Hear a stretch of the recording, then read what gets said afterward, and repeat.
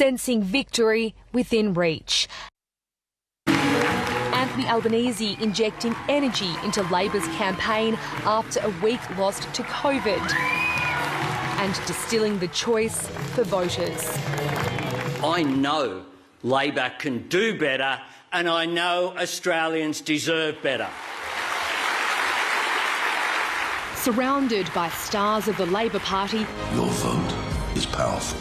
Even a Hollywood star, Russell Crowe, lending his voice to the case for change. We can do so much better than that. But it's Labor luminaries Anthony Albanese's hoping to emulate. Two leaders who left lasting legacies, who changed Australia for the better. To make the leap from opposition leader to Prime Minister, Mr Albanese needs to sway millions of undecided voters. And today, with women in mind... Today I announce that Labor will make gender pay equity an objective of the Fair Work Act.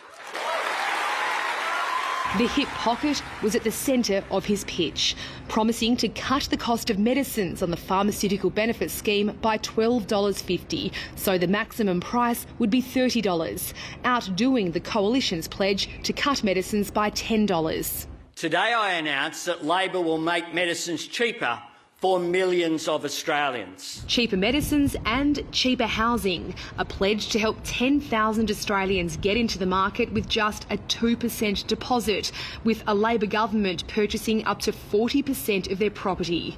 A shared equity scheme open to people earning up to $90,000 a year or couples on $120,000. An Australian Labor government will help you achieve the great Australian dream of home ownership. Our plan is for Australians to own their own home, not for the government and Anthony Albanese to own your home. In a contest about character, the Labor leader sought to skewer his opponent. Scott Morrison just keeps on scrambling from one photo op to another, boasting that the Australian people know who he is.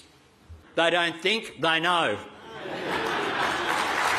And left it to others to define him. The Albo I know is a man of courage and conviction. He is resilient. He is authentic. He is the real deal. Launching Labor's campaign in the West for the first time in decades, Mr Albanese's hoping to capitalise on the state's wildly popular premier, while blunting the Coalition's economic attacks. The lowest unemployment rate of all the states. The strongest set of finances. The only government in Australia in surplus. The message: nothing to fear from change. You have earned a better future, and on the 21st of May, I am asking you to vote for that better future. After 26 years in federal parliament, Anthony Albanese is about to embark on the most important 3 weeks of his political career to oust a 9-year-old coalition government. If his challenge is that voters don't yet know him, then this is his clarion call to the undecided, a declaration that he is ready to lead the nation. Jane Norman, ABC News, Perth. Political editor Andrew Probyn has also been at Labor's launch and he joins us now from Perth. Andrew, did Anthony Albanese achieve what he wanted today? Well, Nita, I think that Labor's campaign spokesman Jason Clare perhaps put it best. He said that Anthony Albanese's job today was to present the case for safe change. Labor's only won government from opposition 3 times since World War II, so there's obviously some historical anxieties. It knows too that when Bill Shorten presented an ambitious campaign agenda in 2019 that voters were scared. So Anthony Albanese today needed to present the case for change, but not let that case be distracted by the things it might want to do if it wins office. So it was necessarily modest. It was optimistic too, and I think Labor would be very happy with the way that the day went.